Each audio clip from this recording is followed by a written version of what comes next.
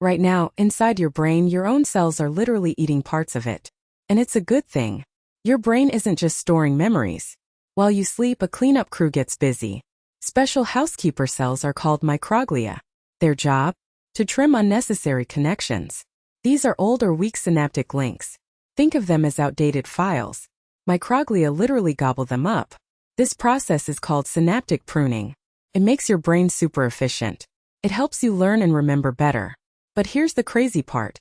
If this process goes wrong, it's a huge problem. Too much pruning? Linked to schizophrenia. Not enough. Hello, autism. Your brain's snack time is delicate. What's the weirdest thing your body does? Comment below.